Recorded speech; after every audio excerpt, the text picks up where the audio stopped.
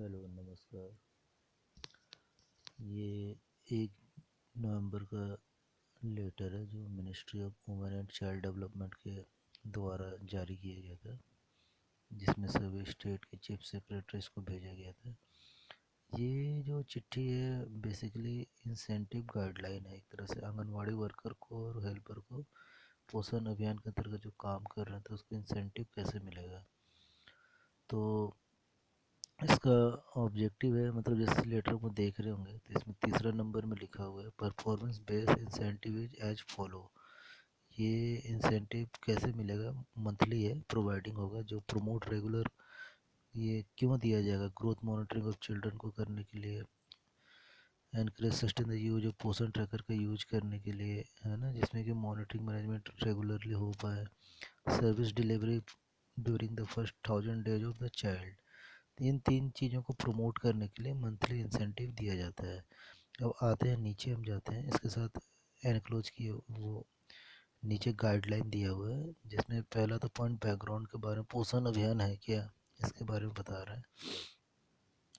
इसके बाद हम आगे जाते हैं, जो मेन है incentive criteria and process of assessment, eligibility, योग्य क्या है, मतलब असेसमेंट कैसे होता है। तो यहाँ पे बता रहा है कोविड-19 के दौरान जो पोषण ट्रैकर एप्लीकेशन है, तो different incentive criteria have been provided for incentive, मतलब बहुत सारे क्राइटेरिया इंसेंटिव के इन्होंने फिक्स कर रखा है।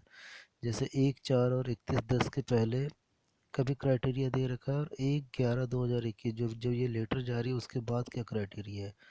तो 1/4 और 31/10 के पहले जो क्राइटेरिया था वो यहाँ पे मेंशन कर रखा है। 2.11 में आप देख रहे होंगे कि पोषण ट्रैकर को डाउनलोड करना था, बेनिफिशरीज को डेटा को एप्लीकेशन में डालना था। दूसरा था टीएचआर का distribution, eligible beneficiaries through whom visit. तो ये 2 क्राइटेरिया रखा गया था आंगनवाड़ी वर्कर के लिए। और हेल्पर के लिए क्या था, उसमें असिस्टेंस करना था, मतलब distribution of THR during pandemic में। तो 31/10 से पहले और 1/4 के बीच में इन क्राइटेरिया के आधार पर मंथली इंसेंटिव वर्कर को मिलना था।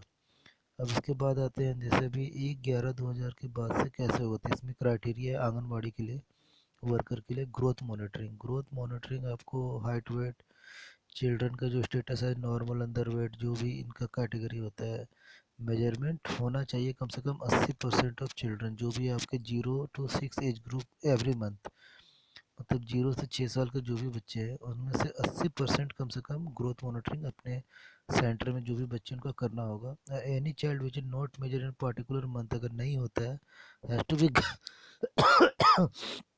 उसको अगले मंथ में मतलब आपको करना पड़ेगा।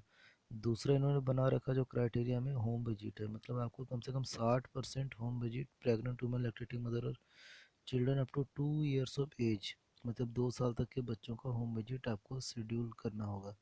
तो ये 2 क्राइटेरिया आपको ध्यान देना है वर्कर्स को, ग्रोथ मॉनिटरिंग और होम विजिट। इसके बाद above outline criteria the basic minimum milestone link to essential service for, इसके अलावा भी है pregnant women under 2 years of age, expected delivery by the anganwadi worker. अगर ये करते हैं तभी ये इंसेंटिव पाएंगे। और हेल्पर का है, इसके साथ दे रखा ओपनिंग द आंगनबाड़ी सेंटर, कम से कम 21 दिनों में के अंदर सेंटर खुला होना चाहिए। ये तो हो गया क्राइटेरिया। अब ये पेमेंट प्रोसेस कैसे होता है, मंथली परफॉर्मेंस, देखो इंसेंटिव यहाँ पे बता रखा है कि जो monthly performance incentive for the period 1/4 से 31 तक के बीच में जो प्रोसीड होगा आफ्टर असेसमेंट, यहाँ पे बोल रहा है after assessment by the ICDS supervisor CDPO as per the verified record reporter information available. तो ये इंफॉर्मेशन वेरीफाइड करके अगर देंगे तभी ये इंसेंटिव इनको मिलेगा।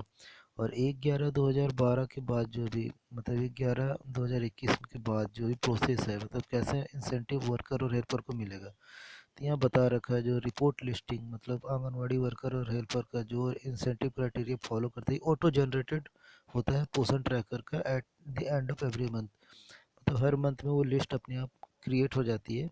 जो इंफॉर्मेशन आपको ब्लॉक, डिस्ट्रिक्ट, स्टेट लेवल के जो भी देख रहे हैं उनको पता हो जाता है। और auto generated report will be available to the, यही रिपोर्ट आईसीडीएस सुपरवाइजर और सीडीपीओ के द्वारा उनको भी मिल जाता है पोषण ट्रैकर डैशबोर्ड से। अब ICDS supervisor CDPO will authorize payment to the listed anganwadi worker and helper sending the signed report. अगर ये साइंड रिपोर्ट भेजेंगे अपने अप्रोप्रिएट अथॉरिटी को, तभी रिलीज पेमेंट होगा एज पर स्टेट सिस्टम। अगर ये नहीं भेजेंगे तो आपको पेमेंट नहीं मिलेगा इंसेंटिव का। The payment will be made through direct, ये पेमेंट डीबीटी के द्वारा एवरी नेक्स्ट मंथ में आपको 15 तारीख तक आ जाएंगे। अब अमाउंट ऑफ इंसेंटिव कितना बता रखा है, आंगनवाड़ी वर्कर के लिए यहाँ पे जो इंसेंटिव मिलेगा वो 500 रुपये है, और हेल्पर को जो मिलेगा वो 250 रुपये है। तो ये अभी नया जारी किया गया था मिनिस्ट्री के द्वारा, तो आप इसको देखें ऑर्डर, और इसको पढ़ें और अपना पता करें कि डैशबोर्ड जे के। वैसे हालांकि डैशबोर्ड में पता चल जाता है कि किनको इंसेंटिव मिलना है नहीं मिलना है। तो अगर ये अब तो पहले अच्छा कर दिया है कि आपको ऑटो जनरेटेड रिपोर्ट आ जाता है, वो रिपोर्ट सीडीपी और सुपरवाइजर अपनी तरफ से अगर आगे भेजे तो फिर वहाँ से फिर वो प्रोसेस करके स्टेट के द्वारा से सेंट्रल पे जाएगा, तभी आपका पैसा डीबीटी के द्वारा आपको मिल सकता है। तो अपना यहाँ पे जो भी है अपना काम ये पूरा करें जो यहाँ पे बोल रहे हैं, तभी आप इंसेंटिव पाने के हकदार होंगे। अगर ये जानकारी अच्छी लगी तो आप लोग शेयर कीजिएगा। धन्यवाद।